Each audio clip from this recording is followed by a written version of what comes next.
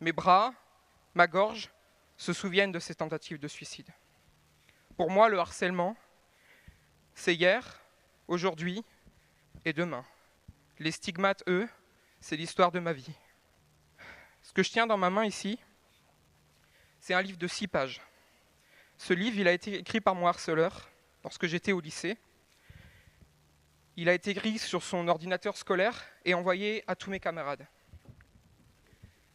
Monsieur le Président, comment on peut expliquer cela? Comment un outil scolaire peut servir à faire souffrir? Que dire à un jeune qui, comme moi, souffre ou a souffert? On a encore évidemment beaucoup trop de cas de harcèlement et qu'à chaque fois qu'on a un enfant ou un adolescent qui continue d'être harcelé dans notre pays, c'est quelque chose à laquelle on ne doit et on ne peut pas s'habituer. L'école doit être le lieu où on apprend, on gagne la confiance en soi et on apprend aussi la bienveillance. La stratégie, c'est interdiction des réseaux sociaux avant 15 ans. Et on va beaucoup mieux préparer les jeunes à cela. Puis la deuxième chose, c'est l'interdiction assumée du portable. Ça, maintenant, on l'installe. Plus de portable au collège. Vous aurez du coup des jeunes qui, quand même, ont été habitués à autre chose. Et à partir de la rentrée prochaine, on veut faire plus de portable au lycée pour vraiment aller au bout de cette démarche et dire c'est pas le lieu où vous devez faire ça, c'est le lieu où vous apprenez, et puis c'est le lieu où vous échangez. J'aimerais rebondir sur votre mesure qui consiste à interdire les réseaux sociaux aux moins de 15 ans. Je pense que c'est peut-être une méthode radicale. On sait que c'est mauvais pour un jeune avant 15 ans. Il y a même des scientifiques qui disent avant 16 ans. Vous avez pris la très bonne comparaison avec l'alcool. Sincèrement, je ne connais pas beaucoup de familles qui font boire leurs enfants. Donc ça marche. Et je ne peux pas, en sachant ça, en ayant un consensus, dire on laisse les familles sans normes. Comme il y aura une vérification d'identité, il faudra que l'adulte aille ouvrir le compte ou la plateforme pour que le jeune y aille. Ma belle-fille, qui est actuellement collégienne, a reçu, on en a parlé tout à l'heure, sur le groupe WhatsApp de sa classe, une vidéo avec une de ses camarades en train de pratiquer un acte sexuel. Cette vidéo a été ensuite diffusée à l'ensemble des groupes WhatsApp du collège. Heureusement, le collège a extrêmement bien réagi et la vidéo a été supprimée dans les heures qui ont suivi.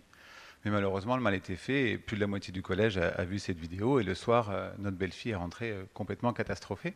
Vous avez été harcelé par un collègue qui n'a pas accepté que vous lui disiez non.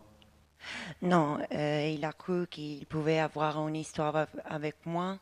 Il a commencé à m'envoyer énormément de messages et il était condamné une première fois en septembre. Il a été condamné, mais je crois que ça n'a pas servi à grand-chose. Non, il a créé un faux compte sur Instagram pour me dérober des photos qu'il a après modifiées avec l'IA. Et il les a modifiées de quelle manière ?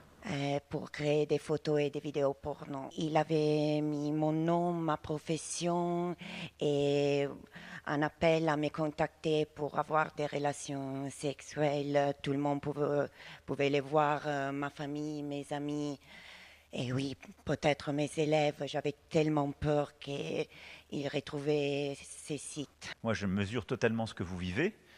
Il se trouve que, je ne vais pas m'étendre ici, mais j'ai été personnellement, ou mon épouse encore plus que moi, confronté au même genre de choses. On est totalement démunis. Ça vous mine. Et là, on n'a aucun moyen de saisir le juge. Et donc, ce vers quoi il faut qu'on aille, c'est de mettre vraiment en place un système, je ne veux pas être technique, mais qui s'appelle de référé. C'est-à-dire, vous dites là, vous voyez bien qu'il y a un truc, c'est en train de me bouffer la vie. Je vous demande de statuer en 48 heures et de l'obliger à fermer, et derrière, de l'emmener devant le procès.